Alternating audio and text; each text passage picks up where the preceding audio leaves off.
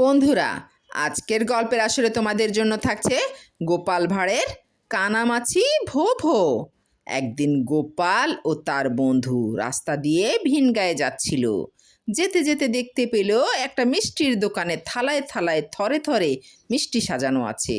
মিষ্টি দেখেই দুজনের জিভে জল এসে গেল। দুজনে পকেট হাতড়িয়ে দেখে মিষ্টি খাবার মতো পয়সা পকেটে নেই। কিন্তু মিষ্টি না চেখে চলে যেতে তাদের পা উঠছে না। তারা দুজনেই লোভ সামলাতে পারলে না।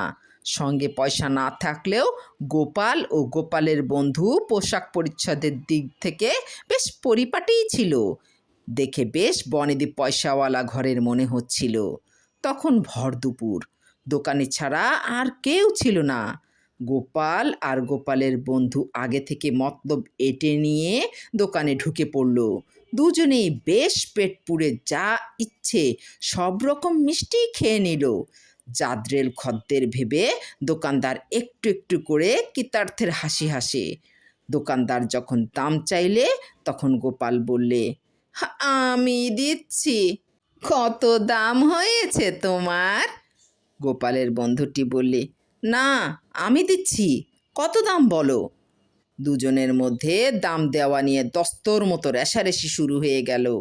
গোপাল দাম দিতে যায়, তার বন্ধুটি বাধা দেয়। বন্ধুটি দাম দিতে এগোয়, গোপাল বাধা দেয়। না, তুমি দেবে না, আমি দেব।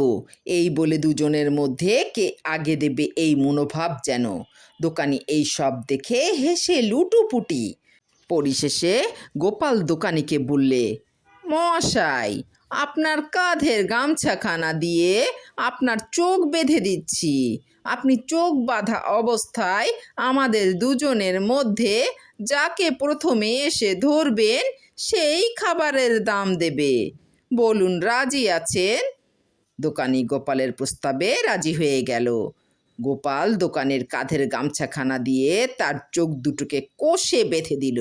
তারপর গোপাল আর গোপালের বন্ধু দোকান থেকে তাড়াতাড়ি আরও কিছু মিষ্টি তাদেরই জায়গায় বেঁধে নিয়ে কেটে পড়ল। দোকানি দু হাতে এদিক ওদিক করে যেতে লাগলো।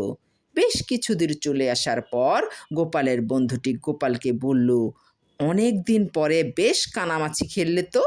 গোপাল বন্ধুর কথা শুনে মুচকি হেসে বললে, আমি আর কানামাছি খেললুম কোথায়? দোকানি বেটা এখনো বোধহয় খেলছে। তারপর দুজনে হাসতে হাসতে জোরে জোরে পা চালিয়ে পগার পার। যদি পিছনে এসে পড়ে কেউ।